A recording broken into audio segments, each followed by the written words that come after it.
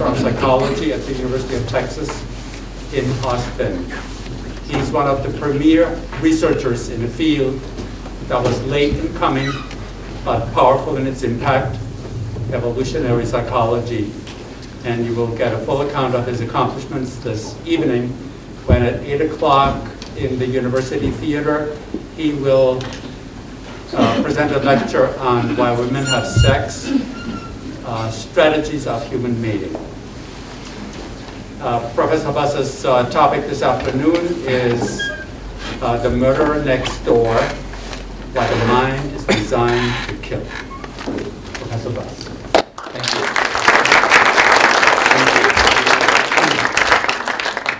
Thank you very much for that kind introduction and for coming here. I'm here to talk about murder, and so I was told that I had planned for a 60-minute talk, and so but I was told that we wanted a 40-minute, so we compromised on a 50-minute, so allow enough time for discussion and Q&A. So I'm going to have to skip some of the material I was going to present, but we'll be happy to talk about any of it in the Q&A. Okay. The question that I'm addressing is, why do people kill other people? Despite the fact that it's a risky strategy, we know that people often don't like to get killed and so inflict costs on those who try to kill them. There's danger, even if the killer succeeds, of retaliation from kin, or would have been retaliation from kin in ancestral conditions. In the modern day, of course, we have a professional police force that helps to enact that retaliation. And in the modern environment, you risk spending your life or a large number of years in a cage, in jail. Why do people kill? Well, there have been a number of theories that have been advanced for why people kill. And these are what I call the usual suspects. Poverty, pathology, bad parenting, exposure to media, culture, maladaptive, byproduct of non-lethal adaptation. I think that there's some merit to all of these notions, but that, in the sense that some pathological conditions can increase the probability that someone will act on a homicidal impulse. It's possible that exposure to some forms of media violence might tip the edge and incline individuals who weren't, who were on the other side of that edge to commit a murder. And there is great cultural variability in murder rates. But what I'm going to argue is that none of these theories provides a comprehensive explanation for why people kill, and that they're missing something fundamental about human nature. This is just a quote from a mainstream social scientist. The fact is, we live in a culture in which males are encouraged to be more aggressive than females. Okay, I'm sure we've all heard those phrases, invoking culture-specific notions. And indeed, males do kill far more than females. This is just an age distribution within the United States, and it doesn't change from year to year. But males and females look about the same. Once they hit reproductive competition or puberty, all of a sudden, males start killing at wildly higher rates. As testosterone levels start to drop, at 1% per year, rates of killing decline commensurately. Now, one problem with these different theories, exposure to media violence. I'll just hack away at my competitors for a moment. Well, if you go to the Yanomamo, who live in Venezuela, The odds of dying by being killed are 30% if you're a male. The Yanomamo don't have TVs, video games, etc. They're not exposed to media violence. And similarly, if you go to all the traditional cultures, the murder rates in those cultures that lack exposure to media are in fact considerably higher than those in, for example, Detroit or Los Angeles or Houston. So clearly exposure to media violence is not a necessary thing. And invocations of culture-specific phenomena don't really succeed in explaining why there's good cross-cultural evidence that males, it's not just males in our culture, it's males in every culture. This is the percentage of same-sex homicides committed by males in different cultures from different times. And the very lowest you get is Denmark here. And there only 85% are committed by males. But the average, as you can see, is somewhere around 96% of same-sex homicides committed by males. So invocations of culture-specific phenomena can't do the trick. So what I'm going to propose, what I am proposing, is a theory that is in radical opposition to these other theories. And I said not opposition in totality, in that I think there are bits and pieces of these other theories that might contribute some portion of the variance. But I'm going to argue that humans have evolved specialized adaptations to kill other human beings when they meet the conditions of evolvability, namely Hamilton's rule for those who are in biology. Basically, where the benefits of killing exceed the costs in reproductive currencies. If you have circumstances in which the benefits exceed the costs in reproductive currencies over time, then selection can in principle fashion adaptations to murder conspecifics or members of your own species. I don't propose that these are rigid, robotic-like instincts that come up and well up, I must kill people, wake up in the morning with these killer urges. No, that doesn't happen. Typically happens, as I'm going to show with some of my studies, where people kill typically when they face an adaptive problem for which killing is an effective solution. So these adaptations are highly context-specific, and they're closely tied with mating. Most of my research has been, as I'm going to talk about tonight, is on human mating strategies. And when I first started studying murder, I thought, wow, this would be a good way to move out of the mating domain and study something entirely different. Well, it turns out mating motives for murder, mating turns out to be among the most prominent suite of motives for murder. When I refer to adaptations, I'm just referring to functional traits in the same sense that evolutionary biologists refer to adaptations. That is, these are things that evolve through a process of selection, natural or sexual selection, over time, and they typically serve a specific function. So you have, porcupine quills serve a specific defensive function. The back of a turtle, the shell of a turtle serves a specific function. Our taste preferences, our callus-producing mechanisms, our habitat preferences, and our mate preferences, these are all functional traits. So I'm going to skip this. For those who aren't intimately familiar with the process of natural selection, differential reproduction is really the bottom line, the key to natural selection. Most people think it's about survival of the fittest or things like that. And of course, survival is often a good thing to do if you're going to reproduce. It's hard to reproduce if you're dead, but you can live to be 100 years old, and if you don't reproduce, selection, you will be basically bite the evolutionary dust. And it's differential reproduction, as Gore Vidal said, is not enough to succeed, others must fail. Now, I'm going to this is just a way to highlight the logic of this. I'm going to do it very briefly. Just say that hypothetically, person A kills person B. And these are the offspring of person A and person B, the grandchildren, etc.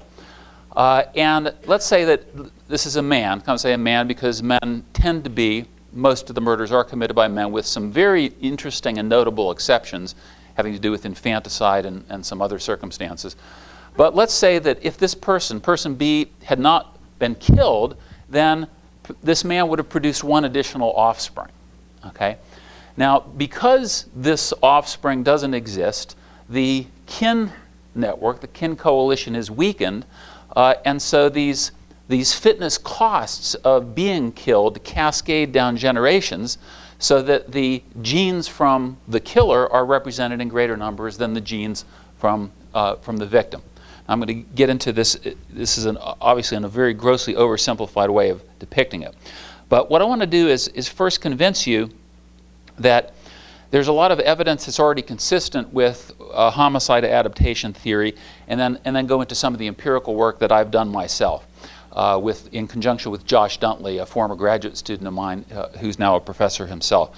Now, I should say, if you're, for those of you who are psychologists in the audience, what we ideally like to do is we like to bring people into the lab and subject them to experimental conditions and have a control condition and see it. So I would ideally like to expose individuals, for example, to homicide-inducing, situations. So, for example, having someone walk in on their partner having sex with someone else, a mate poacher, and then see whether they commit homicide. But I have difficulty getting these experiments by my ethical review board at the University of Texas. So we can't. It's very difficult to study homicide in the laboratory, and so what we have to do is do what we can. There are a suite of other methods that we do use. So I'm going to just very briefly flash through a variety of sources of evidence before getting to some of mine. Okay, first of all, comparative evidence. If you look at other species, it used to be believed erroneously that humans were the only species that killed members of their own. It's simply not true. Lions, wolves, monkeys, wolves, if you're a male wolf, you have a 50% chance of getting killed by other wolves.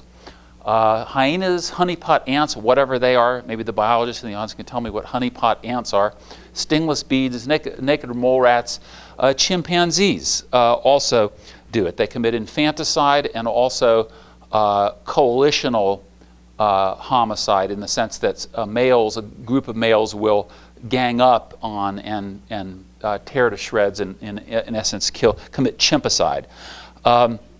So now, take a lion.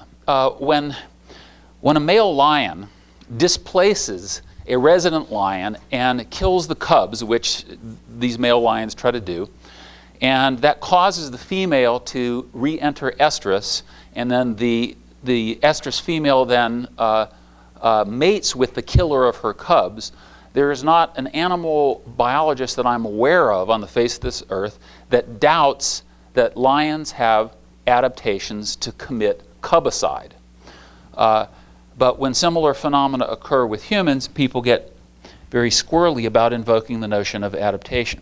But the point that I want to make is whether these things exist in other species, of course, is not conclusive evidence that they exist in humans by any means. It just suggests that the possibility that adaptations to kill members of your own species can in principle evolve and have evolved in a number of different species. The paleontological evidence is replete with evidence, and it gets stronger every day, of distribution of fractures to skeletons and skulls. They find arrow tips lodged in the skeletons of these individuals. Most of them tend to be lodged in males, so males are the primary victims, mostly on the left side, suggesting right-handed attackers. This is a guy that you're probably familiar with, the so-called Iceman that they found in the Italian Alps, who's 5,000 years old. And at first there were these theories, how did this guy die? And people said, well, perhaps he was climbing in the mountains and he got tired and lay down in the snow for a sleep and just died in his sleep. Well, when they found an arrow tip lodged in his shoulder and DNA evidence from the blood of 3 different other males on them, it suggested a different explanation. Archaeological evidence. Why would you need to build moats with sharpened stakes at the bottom of them if you're not trying to keep out someone who's trying to kill you? Towers, drawbridges, stone walls, lots of defenses against murder. Ancient art. Now, does this look like an accident? No, these things look like intentional warfare. Maybe they're just products of the imagination of these individuals, but I suspect not. Evidence from human artifacts: Greece, 9,000 BC; Macedonia, 50,000 BC. Cross-cultural evidence. If you go across cultures, a wonderful book I would recommend called War Before Civilization by John Keeley documents war in pre-civilized societies and documents the rate of murder through warfare. But it's extremely common. The Yanomamo, the Gabusi, tribal warfare, blood revenge, rivalry, homicide, infanticide, all these things occur in all these cultures. So these aren't products of, Americans watching Arnold Schwarzenegger movies and then going out to kill.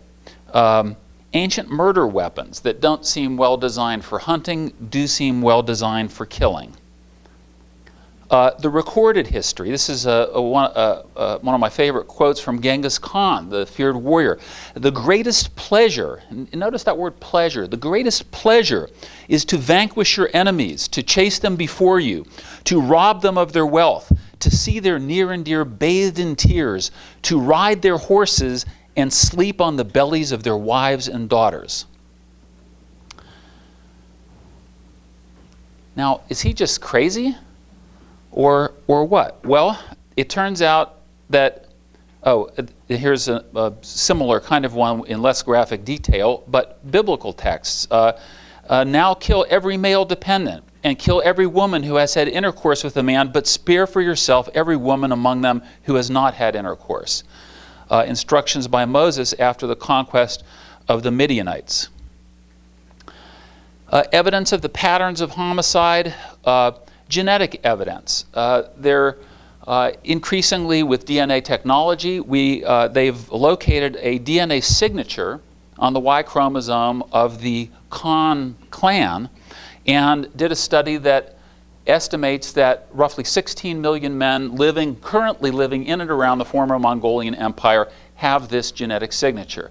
What Genghis Khan did, he was a very successful warrior, and he conquered many lands and would basically kill the males and then set up harems with the females and then eventually install his sons in harems, and then his sons would install their sons in harems, and roughly 0.5% of all males on the face of this earth today are estimated to have this genetic signature of Genghis Khan.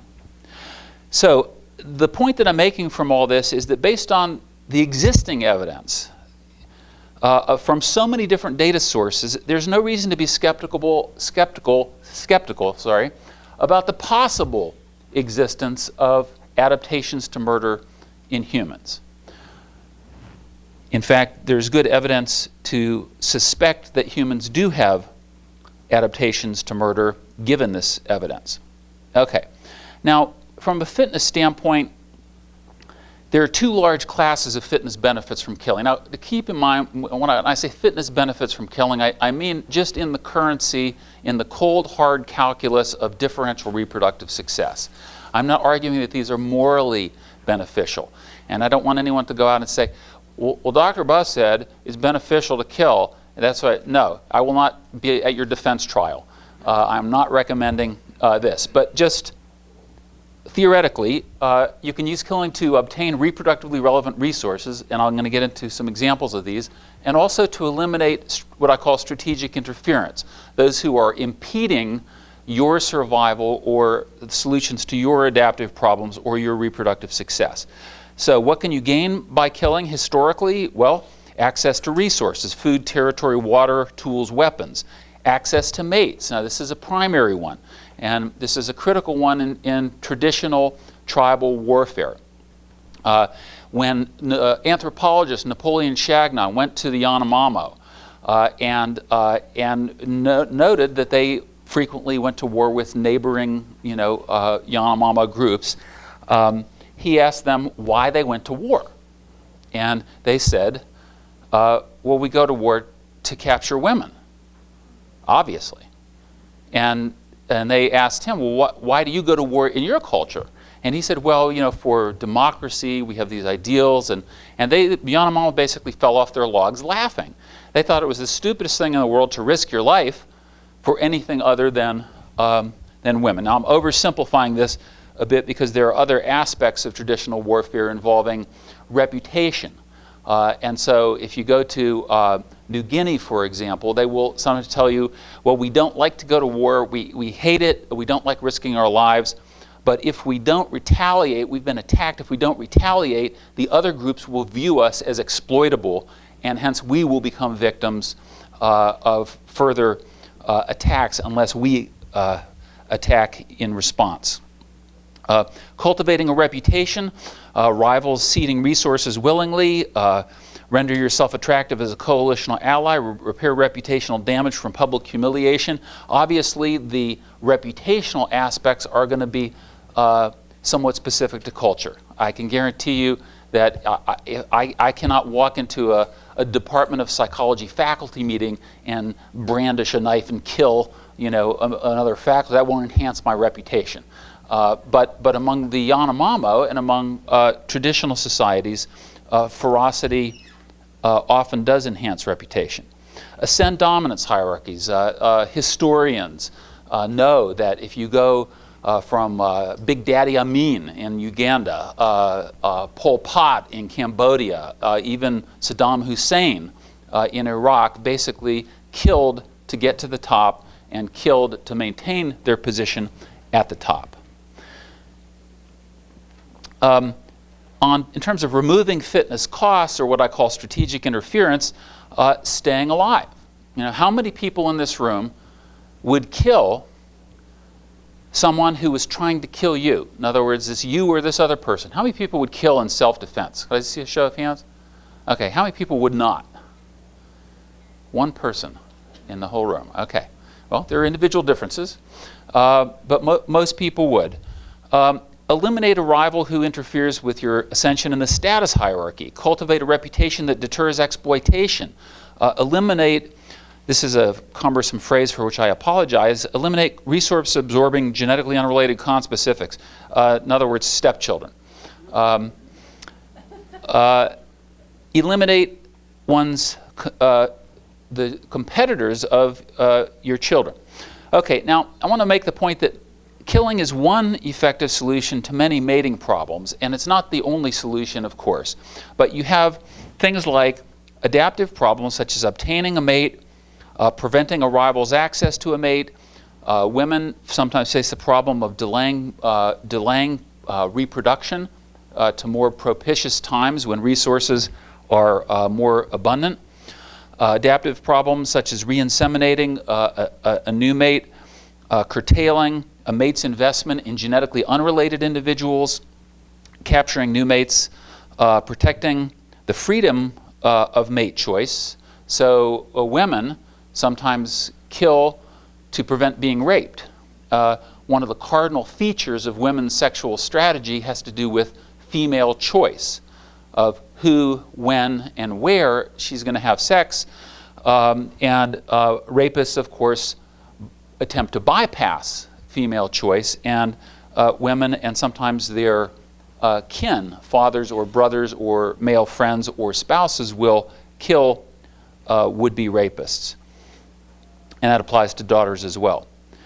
Okay, now, when I say that killing is one solution, clearly I'm not implying that it is the only solution. It's not. With many adaptive problems, we have many ways to solve them. So someone's trying to kill you, you can try to talk the killer out of it, you can enlist allies, you can run, you can hide, you can migrate. As a matter of fact, I think the existence of adaptations to kill, the existence of killers has been one key cause of human migration. Putting some miles between yourself and the tribe that's trying to kill you. But you can also kill. That's one solution other than running and hiding. Let's say there's a mate poacher. Again, there are different ways you can solve this problem. You can increase your mate guarding to prevent that mate poacher from taking your mate. You can inflict damage on the mate poacher. You can beat up the mate poacher, or you can kill the mate poacher. As we're going to see, mate poachers, people are not fond of people who poach their mates, and sometimes have homicidal fantasies about them. Now, which solution you adopt is going to depend on a variety of factors. Your ability to execute the solution, the benefits involved in executing the solution across a sample space of adaptive problems. I realize that's kind of abstract, but basically ability, benefits, and costs are going to be three key factors that are going to influence your decisions on whether to implement a homicidal strategy. So relative physical formidability, for example, might be an input into that decision. Benefits. One of the interesting things that's been, I think, relatively neglected, both in evolutionary biology and in evolutionary psychology, is that solutions have beta weights, if you will, or have ramifications for a number of different adaptive problems. So, for example, if you kill a potential mate poacher, that might eliminate the mate poacher, but it might have an impact on your reputation in terms of the ability to deter others, some cascading benefits to kids, less competition for resources, exclusive access to mates, etc., but also costs. Okay, you risk injury, you risk death, weakened coalition, retaliation from kin, etc. Okay, so the evolutionary logic, I think, is inescapable. Killing others can be beneficial to one's reproductive fitness. Now, I'm not saying this in a forward-looking way. I've phrased it slightly incorrectly. What I should say is that a history of selection has been such that that there have been reproductive benefits associated with murdering other members of your species, and these benefits, when they've outweighed the costs, have fashioned adaptations that are designed to kill under certain predictable circumstances. Okay, but there's a problem. It's bad to be dead. Now, this is not going to make New York Times headlines. Evolutionary psychologist discovers that it's bad to be dead. But I'm going to convince you that it's even worse than you think. It's very, very bad to be dead, or more specifically, to be killed. Okay, first of all, from an evolutionary perspective, it eliminates all future reproduction. Okay, loss of access to your regular mate, loss of access to mistresses if you have them, loss of all opportunistic copulations. These are strategies in the human repertoire. I'm going to get into this a little tonight. You know, humans have long-term mating strategies, short-term mating strategies, EPC mating strategies, extra-pair copulation, and also opportunistic mating strategies. If you're dead, you can't pursue any of them. Loss of investment in children. Let's say you have children. Now you're not around to protect and feed your children. Your children become vulnerable to exploitation. We know that one of the key predictors of child abuse, for example, is having a step-parent in the home. So the lack of protection of a genetic parent can be very dangerous, and then that inflicts fitness costs on your children. Your children risk becoming stepchildren. Your children lose their mate value, in part because mate value is determined in part by one's extended kin and the resources that they bring to bear on the equation. And you also lose the ability to influence your children's future prospects, both in the group status hierarchy as well as in mating. And we've done some research on what we call the daughter guarding hypothesis. And historically and even currently, parents try to manipulate or influence the sexual and mating behaviors of their daughters, especially, less so with their sons. But if you're dead, you can't do that. Now you lose investment also in extended kin. And to make matters worse, all these fitness costs associated with getting killed, the final blow is that all these losses can become your rival's gains. And keep in mind, selection operates on differential reproductive success. Okay? Differential reproductive success. And so your losses become rivals' gains. And so basically rivals can gain access to all the resources that you lose as a consequence of being dead. Okay, now, introducing one other concept here. Antagonistic coevolution. Antagonistic coevolution is typically used in evolutionary biology to refer to things like predator-prey arms races, coevolutionary arms races, or parasites and hosts that have these coevolutionary arms races. So with predators and prey, for example, for each increment in the speed and agility of predators, that selects for increments in speed and agility of prey, and so they're locked in these perpetual coevolutionary arms races. But the same logic, the same coevolutionary logic can be applied to within species interactions as well. And one of them has to do with homicide. Because getting killed is so costly to your fitness that as soon as a homicide adaptation enters into the repertoire, it will immediately select for defenses to prevent getting killed, okay? Which will then impose new selection pressure on more refined homicidal adaptations, for example, to bypass the defenses of the would-be victims, surprise them, disguise your homicidal intentions, which in turn will result in more refined defenses to prevent getting killed. And so at this moment in time, I believe that we are at one slice in time in this coevolutionary arms race. Okay, so for every killer adaptation, there will be at least, according to our theory, at least one co-evolved defense in potential victims to prevent becoming dead. Okay, now our studies. How am I doing on time here? 20 minutes? Okay. As I said, we can't drag people into the laboratory and expose them to the situations that I think will trigger homicidal urges. But what we've done is some next best things.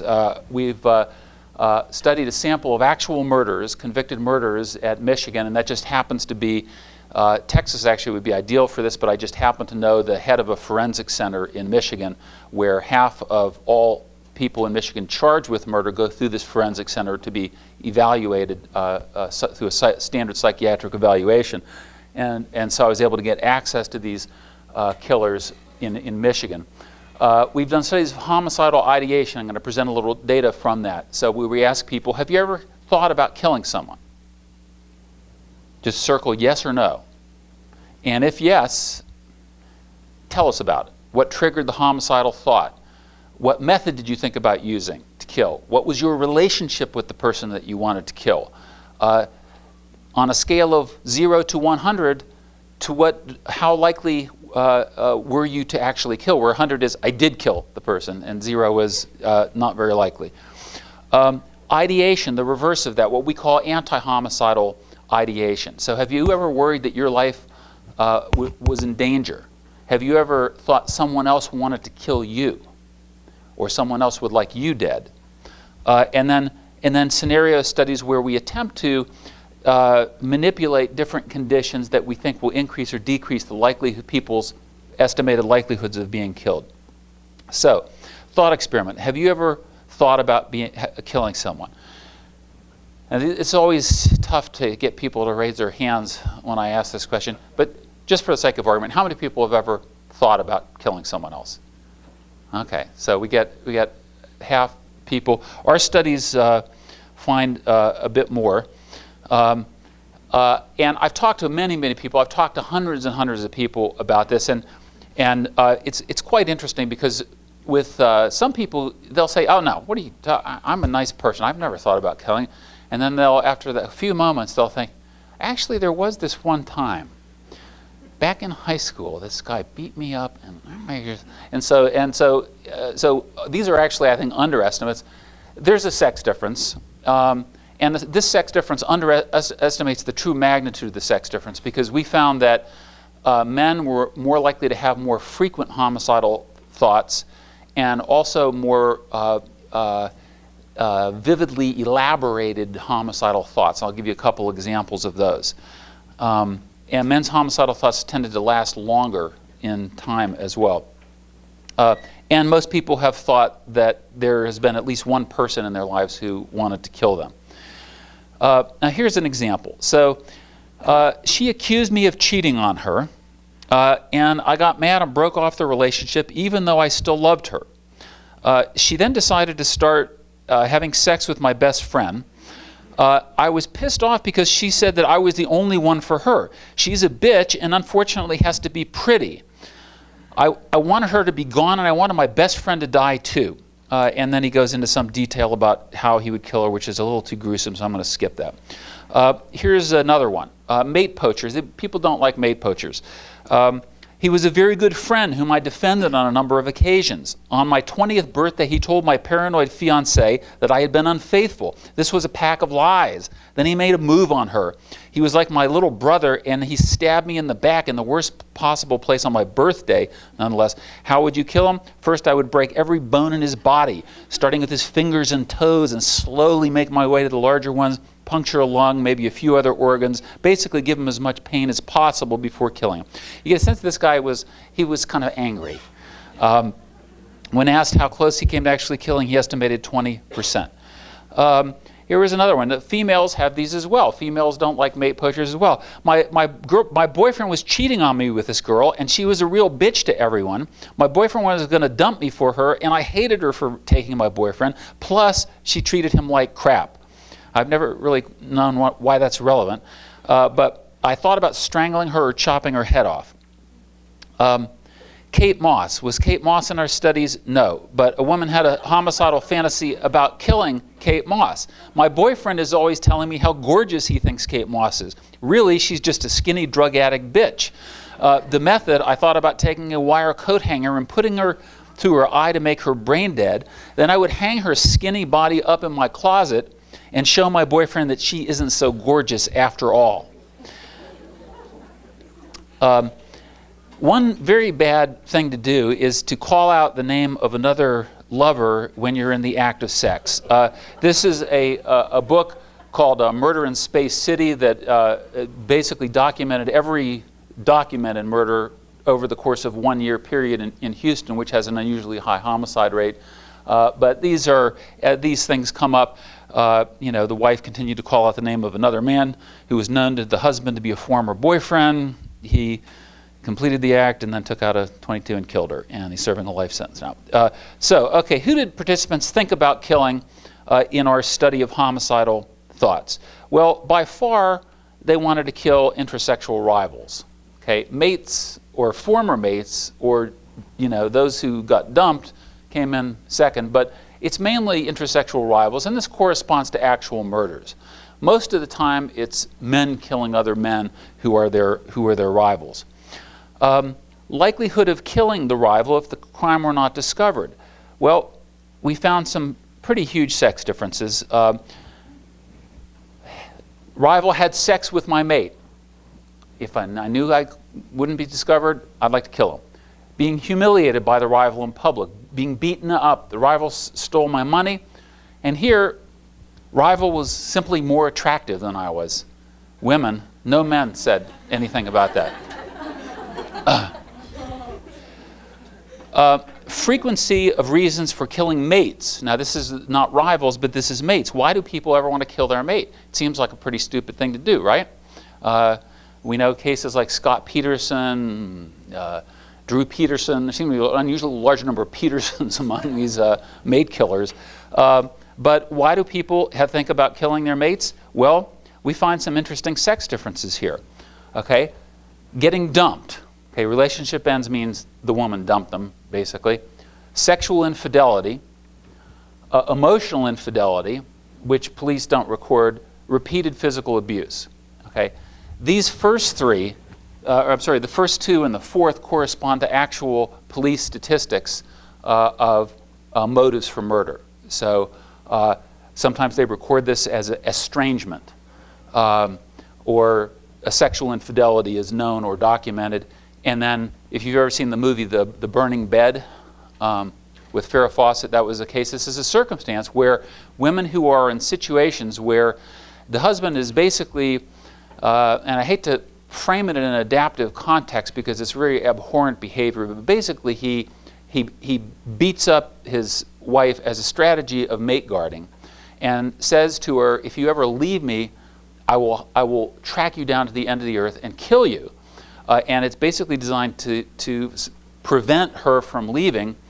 And so sometimes women see no way out of this dilemma except to kill.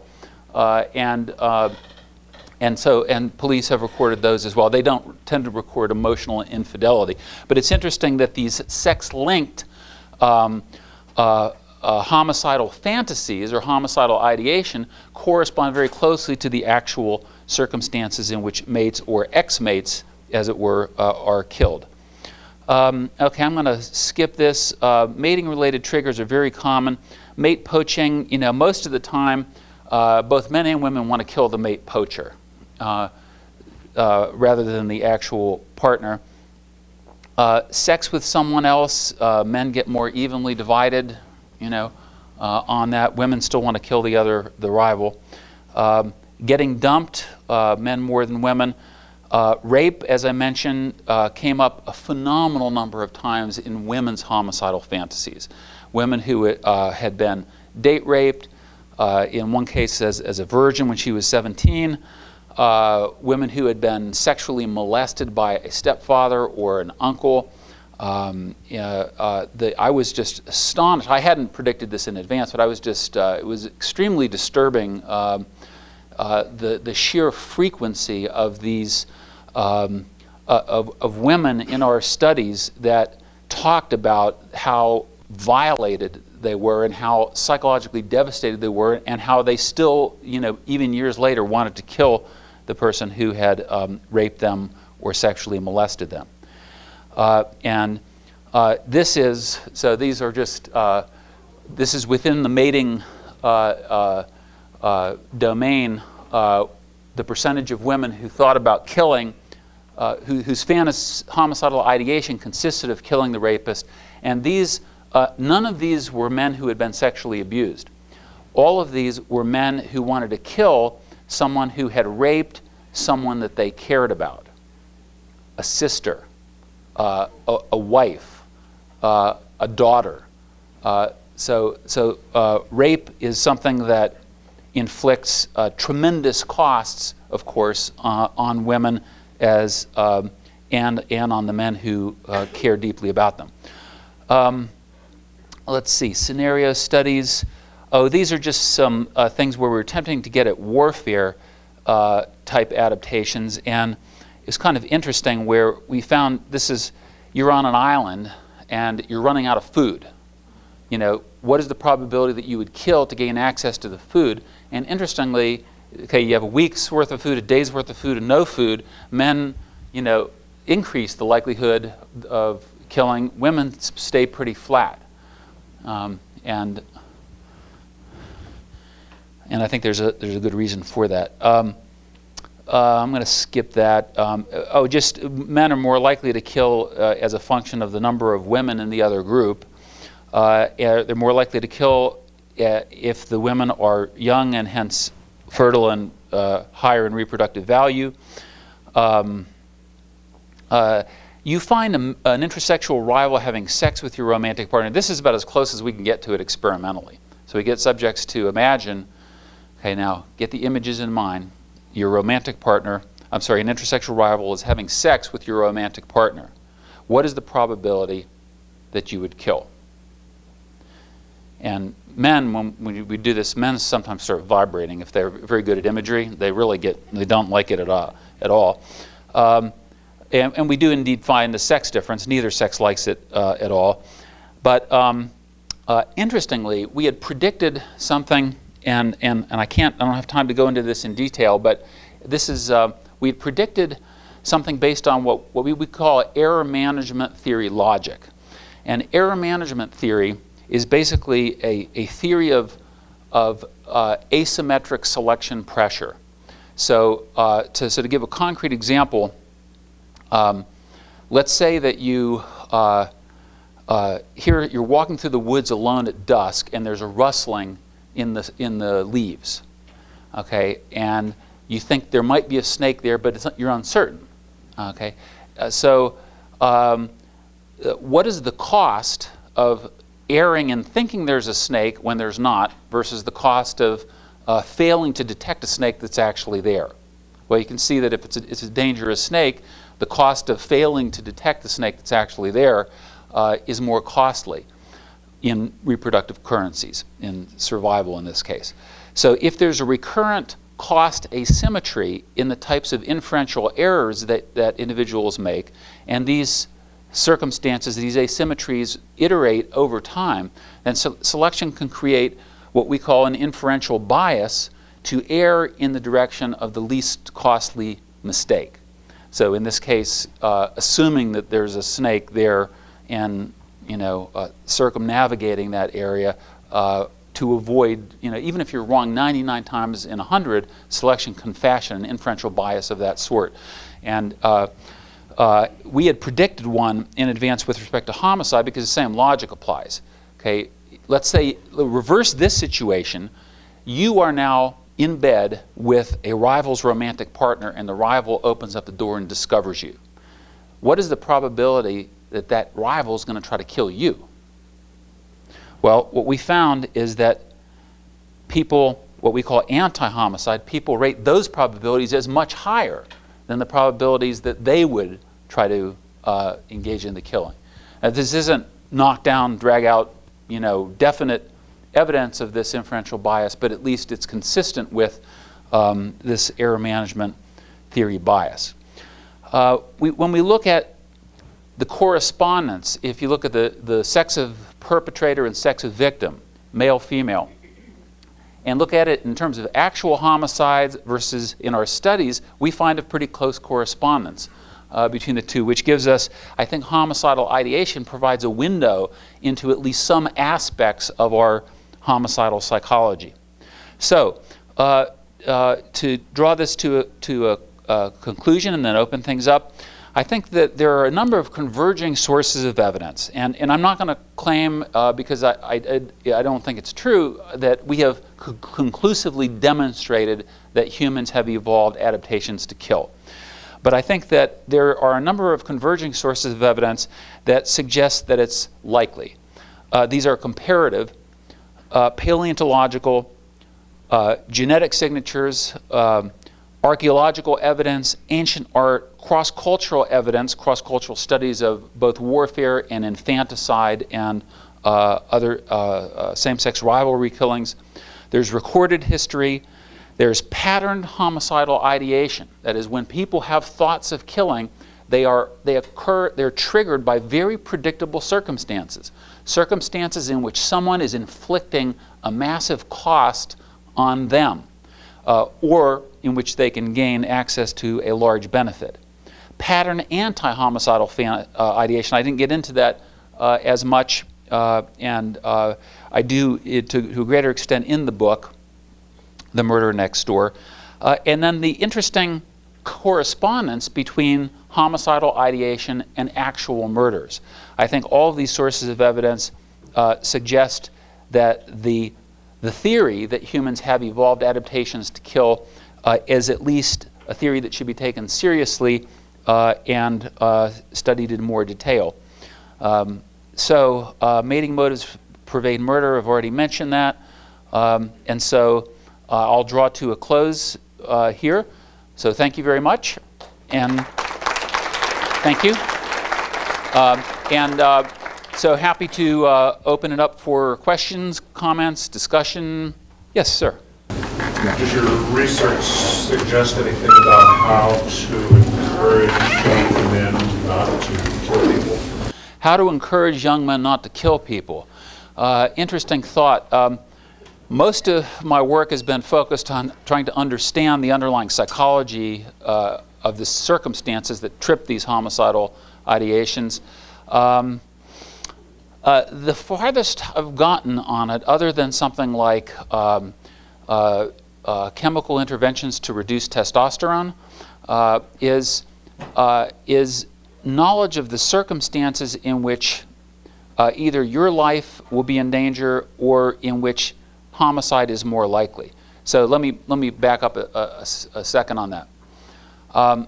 It is known, and this is not my work, this is the work of Martin Daly and Margot Wilson, that having a step parent in the home increases the probability of a preschool child getting killed by anywhere between 40 and 100 times. it is having a step parent in the home is the single largest predictor of preschool killing.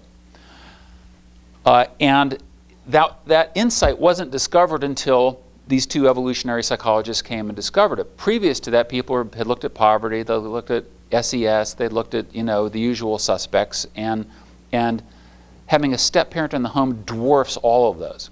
Okay, now, can you use this knowledge for practical advantage?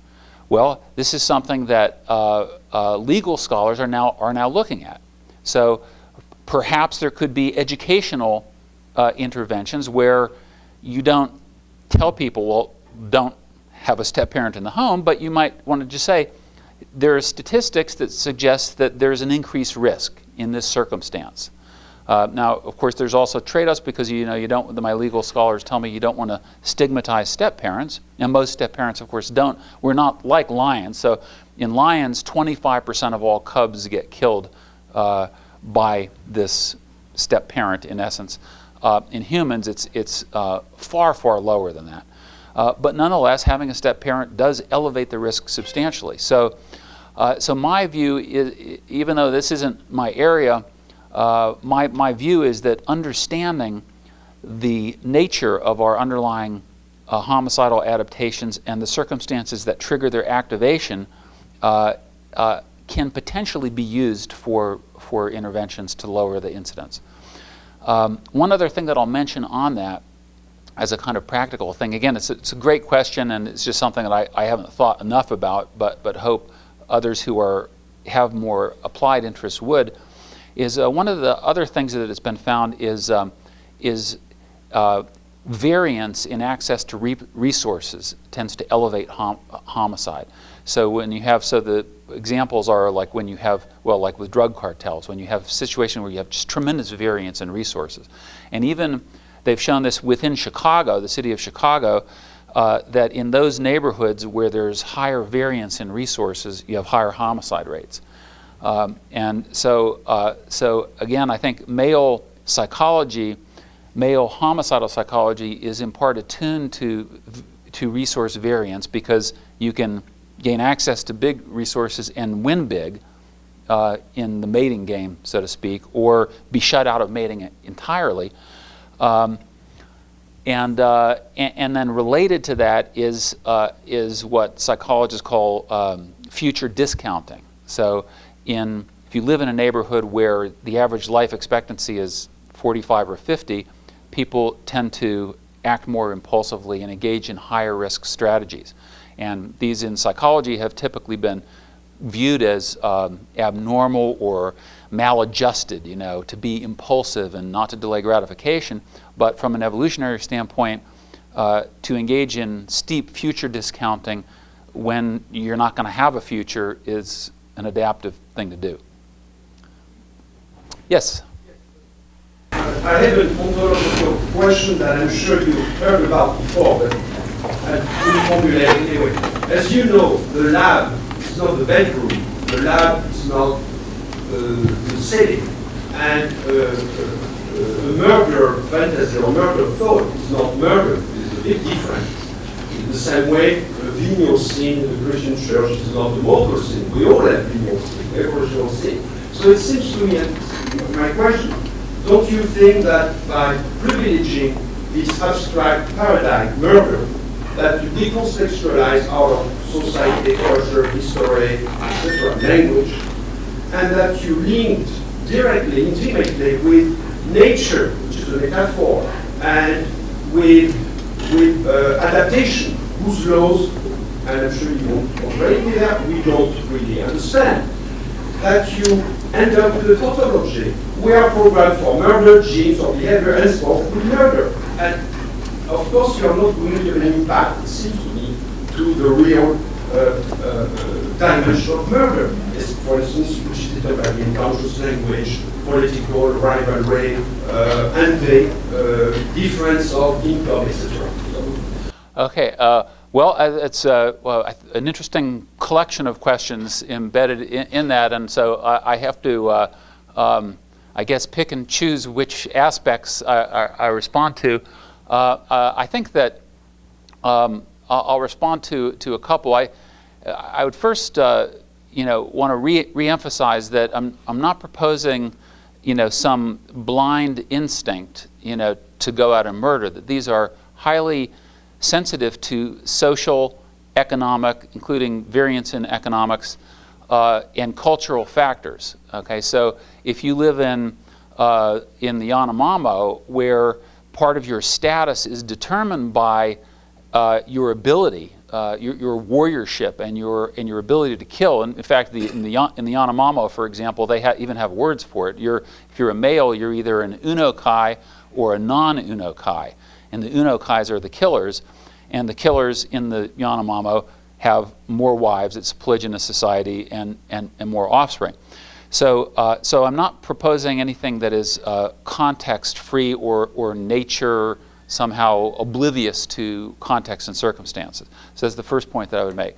A second point that I would make is with respect to your comment that that we don't know about the laws of nature. I would disagree with that. We know modern evolutionary theory is extremely powerful. And I believe that psychology and the social sciences has made an enormous mistake in drawing a wall and saying, okay, the process of evolution by selection has created adaptations in all non-human species, but somehow when you get to humans, it's an entirely different kettle of wax. I think that assumption is fundamentally wrong, and looking at human psychology through an evolutionary lens generally over the last 10 years has yielded a bounty of empirical findings that simply were not discovered prior to evolutionary approaches, such as some of the ones I mentioned, like the presence of a step-parent in the home. So ultimately, I'm an empiricist, and so if there are other theoretical perspectives that can increase our ability to predict homicide, I welcome them. I think why people kill obviously is a very complicated thing, but what I'm trying to introduce is something that I think is fundamental to why people kill and can't be ignored. Yes? If you had given a lecture called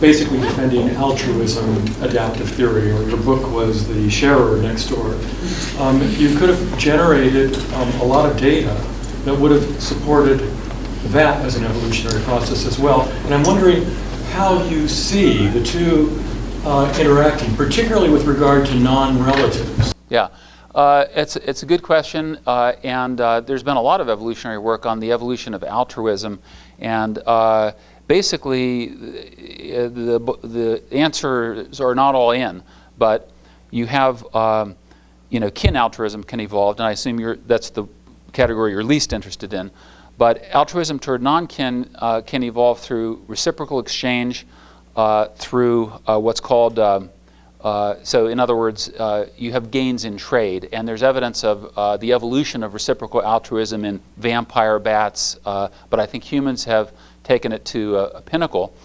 I don't, before I mention a couple others, I would say that I don't oppose.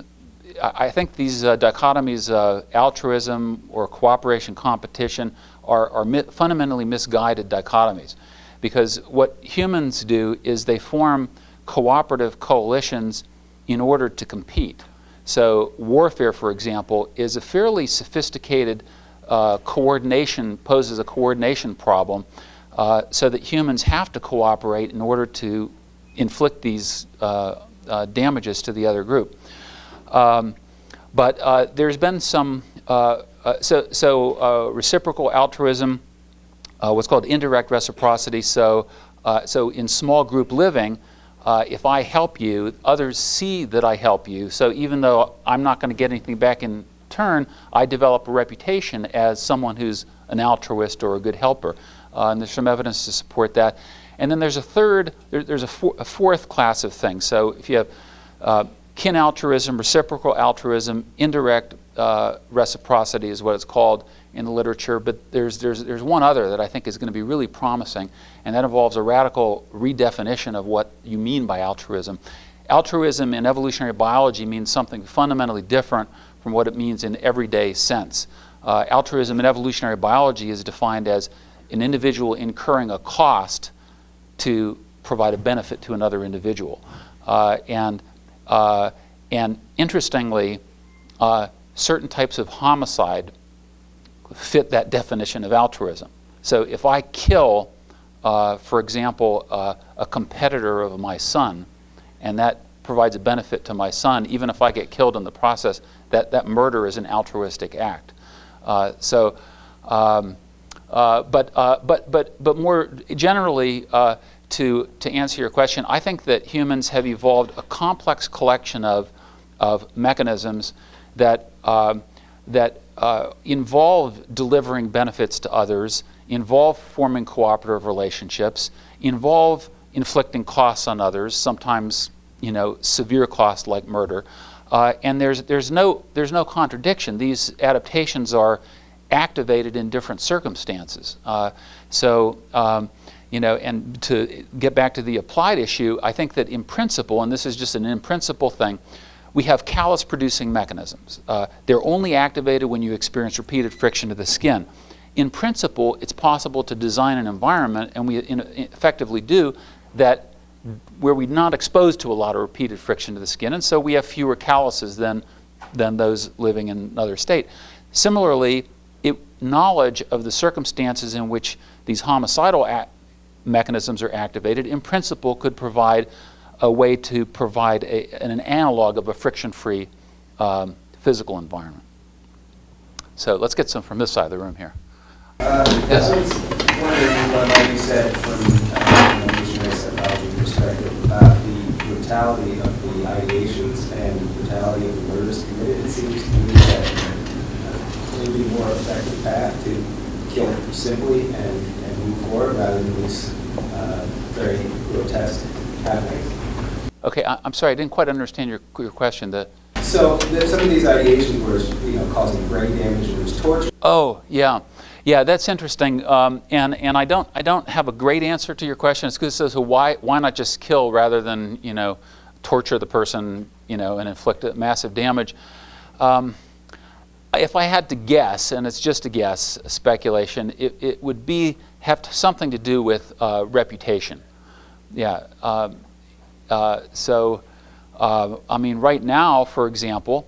What's going on having to do with the drug trade in Mexico and the horrendous murders, not just the frequency of the murders, but the circumstances and the decapitations, the public displays of the bodies and so forth. These are, I think, sending reputational signals to competitors. So if I had to guess, I would guess that's involved in reputation. Yes. Could you talk a little more about the Y chromosome that you mentioned briefly in passing of Genghis Khan? I'm not sure what more to talk about it. I'm not a molecular geneticist, so I don't know these studies. I don't know the molecular genetics of it in detail, but I do in this book I cite the original scientific sources for these. And that's not the only one. They've found similar ones in other parts of Europe, for example, where you have what looks like a group of males coming in and killing the resident males and then mating with the resident females. But I mean, they analyzed the chromosomes of these individuals. Oh yes. Yeah. And they found a higher proportion of a certain. Yes, a certain DNA signature of the Khan clan, yeah. Yeah, and also you mentioned testosterone as a factor. Well, testosterone is increasingly being shown to be involved in mate competition and short-term mating also, and to a lesser degree violence, but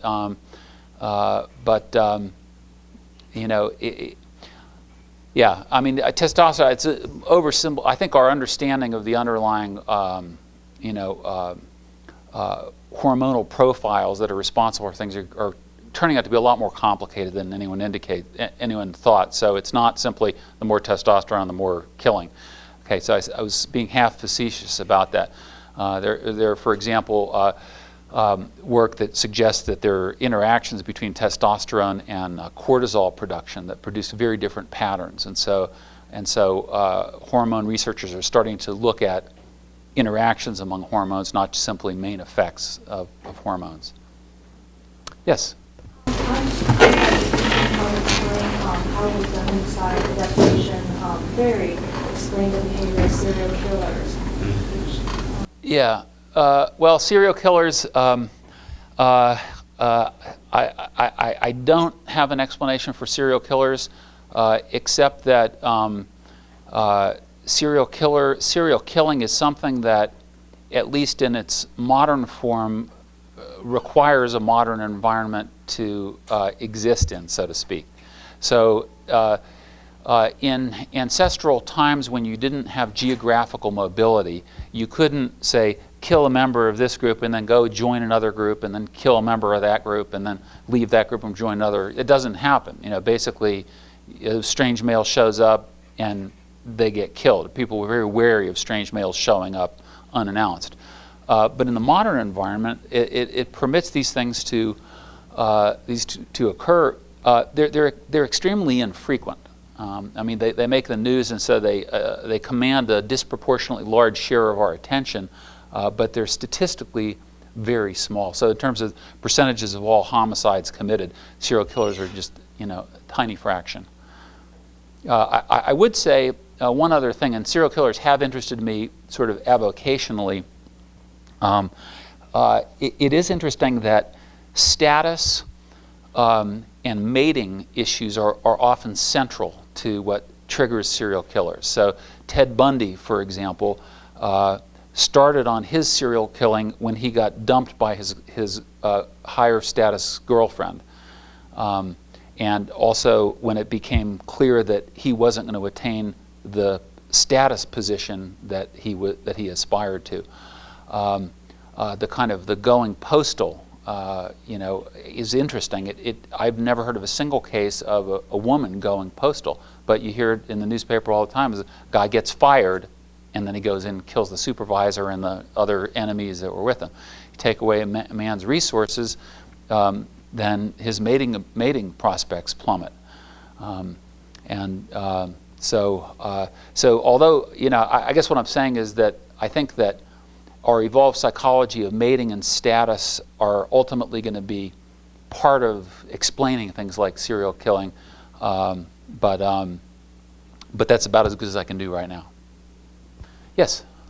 What about terrorists who kill from motives of ideological fanaticism? Yeah. How can your ideas help us to understand the phenomenon of terrorism today?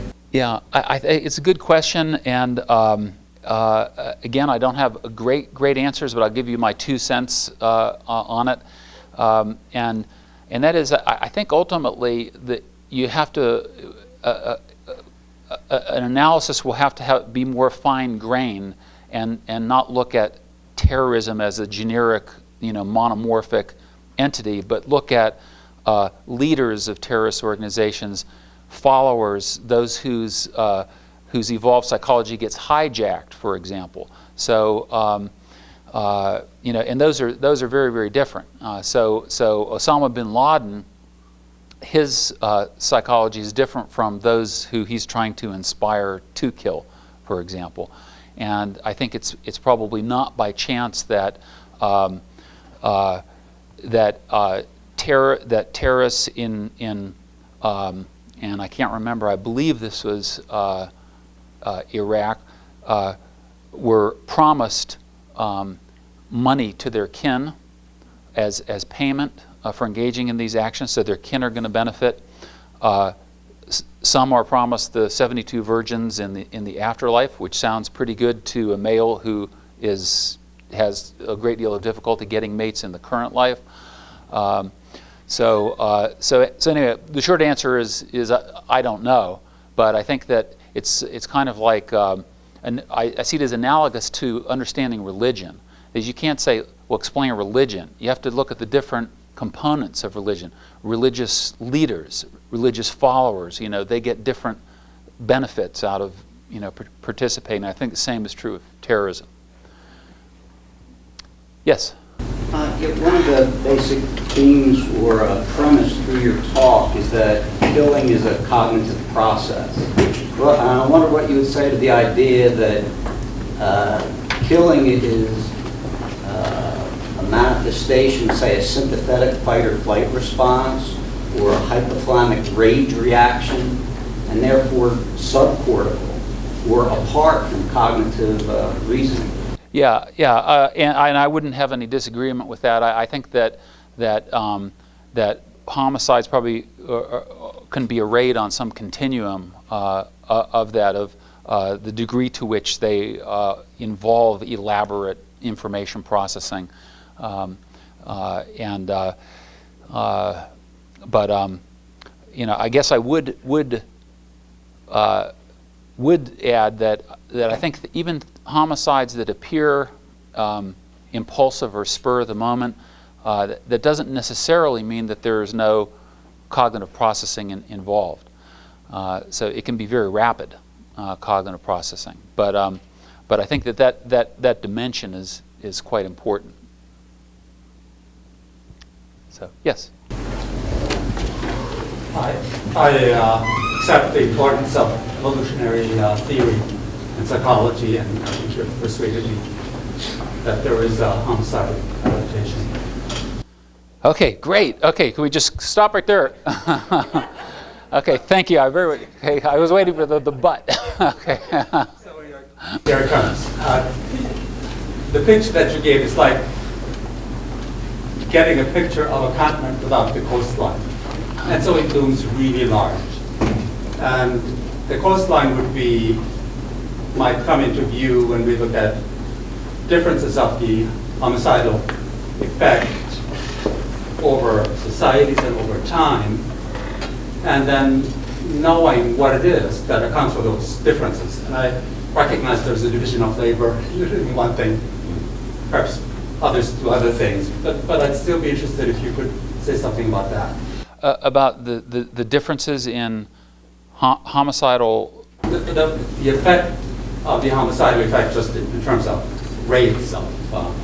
in terms of the differing rates over time or across cultures? Across cultures and across time, and then what accounts for those differences? Yeah, it is a good question, and I guess I'll just say one thing about that, and maybe limit myself to one thing. I do think that if you look over time in Western cultures, homicide rates have been going steadily down, even if you factor in warfare killings. And I think that part of that has to do with the increased effectiveness of the legal system. So if you kill now, your odds of getting caught are 70%. Now you may think that's, you want to roll the dice, but 70% has the highest solve rate of any crime. You go back to the last, go back 100 years ago, now you have an effective police force, jails, forensic evidence like DNA fingerprinting that weren't available before. So I'm not saying the death penalty is necessarily a deterrent, but in our studies, when we ask people, what prevented you from acting on your homicidal thought? Okay, why didn't you follow through with it? Most people said one of two things. They said, I didn't want to spend my life in a cage. I didn't want to go to jail. Or they cited religious or moral convictions. Those were the two biggest categories, with the first being the first. So I think that if there weren't any laws and there weren't a professional police force and there weren't any jails, our homicide rates would be a lot higher than they are. And in fact, in cultures that lack these things, homicide rates are considerably higher. So I think that's one variable, clearly not the only variable. As I mentioned, I think resource variance is going to be another variable. It's probably one of these things where Dick Nisbet argues that cultures of honor, have an impact on homicide rates. So it's probably one of these things where the rates across cultures is going to be determined by many things, but those are a couple possibilities. Do you have any thoughts on it? I mean, what do you think? Well, that sounds hopeful. I mean, the legal system itself requires more than deterrence. Yeah. Because often a calculation of costs and benefits would make you do the wrong thing. So the two are not quite as disconnected as it might seem. Yeah. And, but I'll sort of follow up on Paul's question, and that is, antagonistic coevolution is costly. It can be very costly. And so, couldn't it be the case that coalition building and, agreements to refrain from it would gain force and give these cooperative and more peaceable, that are cooperative and peaceful within themselves, an advantage in strength to those where antagonistic coevolution is just rampant, and a lot of resources are spent on figuring how to kill and figuring Right. out how to, Right. to prevent it. Right. Well, I guess there are, I mean, it's a good question, and there are sort of two different levels. I mean, there's antagonistic coevolution as it occurs on an evolutionary scale, with adaptations and counter-adaptations, and there's, you could say, cultural coevolutionary processes where, which happens with things like, computer viruses and hackers, and are always trying to develop immunity against hackers, and so there's kind of a cultural arms race with phenomena like that. And let's say criminals who are trying to exploit computer systems and people trying to prevent them. So those would be a cultural, and so I assume that you probably mean a cultural defenses to prevent these things, or am I misinterpreting your question? Well, I'd have to think it through more, but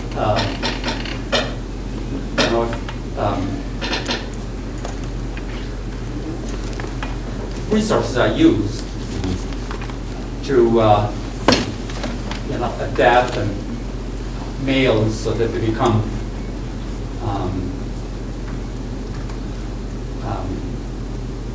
careful of opportunities for this homicidal strategy. And then other resources are used, both mental and physical, emotional, to guard against it. Right.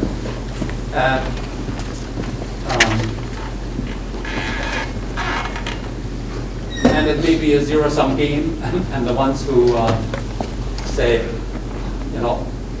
let's have coalitions, and you mentioned that coalition building is part of it, and let's have agreements not to do this, then that sets free emotional resources that makes that society more powerful.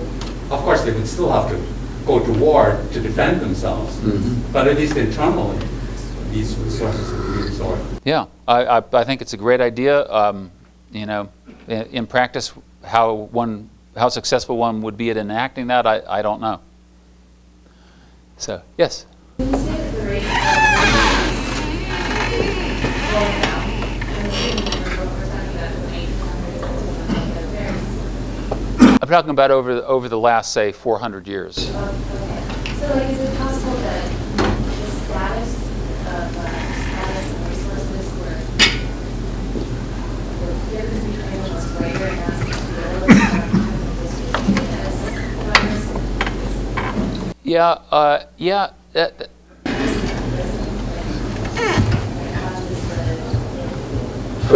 accounts for the, it could. I don't know. I'd have to look at that more systematically. I mean, I know that cultures where there's less variance in economic resources, such as, say, Denmark, Sweden,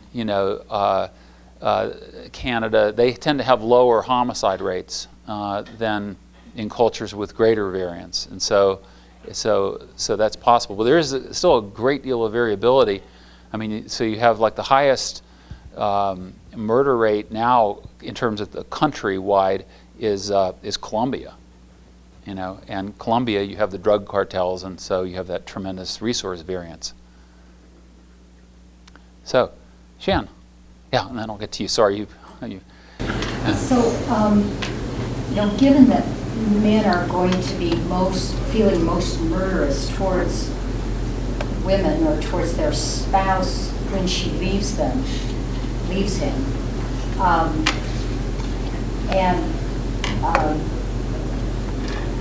I guess I'm wondering if our legal system has really taken that into consideration as much as they should in terms of awarding custody. It used to be that women sort of almost automatically got custody. And there was a backlash against that because fathers disappeared from kids' lives and some mothers were just happy to, to see them go. So now it's automatic to give joint custody across the board. You really have to be an axe murderer almost to not get joint custody automatically. And yet, what we know is that there are men who hate their former wife more than they love their kids. Yeah. And that this legal custom that we have right now gives them a license to torment her for years. Yeah, interesting. Yeah, so I don't know. Do you have a suggestion for how to remedy that? I would like to see us be a little less naive about all the motivations that parents have, I guess.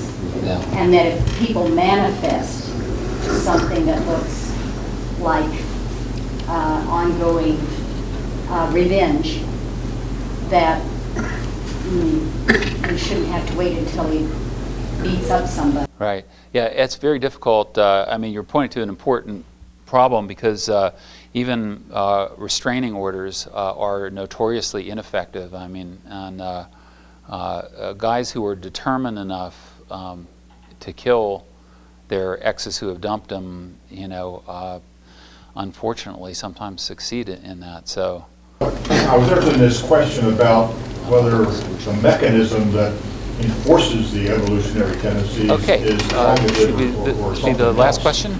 It seemed to me that you said 70%, basically murderers in today's society are taking their genes out of the pool, it seems to me, rather than increasing the pool.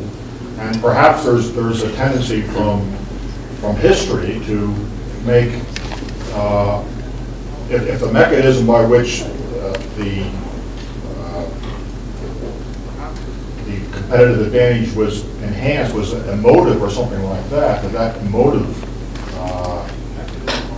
there's an atavism that's lingered from those days. But to make a cognitive, to describe it as a cognitive act, to a calculation that says my genes are going from those days. But to make it a cognitive, to describe it as a cognitive act, to a calculation that says my genes are going. Oh no, I'm not. I don't think that it's like that. I don't think. I didn't think you did, but the Yeah. response to a previous Right. Well, see, people use the term cognitive in different ways, and so all I'm using it in is in the sense of there are information processing circuits in the brain. There are brain circuits that are responsible for processing this kind of information. I don't assume that in any way that an individual says something like, "Oh, this other person is sleeping with my wife. That will jeopardize my paternity certainty, which will impair my reproductive success relative to my competitors, and hence hurt my inclusive fitness. That makes me really mad. I'm going to kill." No, I don't think males go through anything remotely like that. It's a circuit. Cue to infidelity, circuit gets tripped and acted upon. So if I apologize if I was misleading in leading you to believe that I had the other view. Thank you. Thanks. Thank you. Thank you.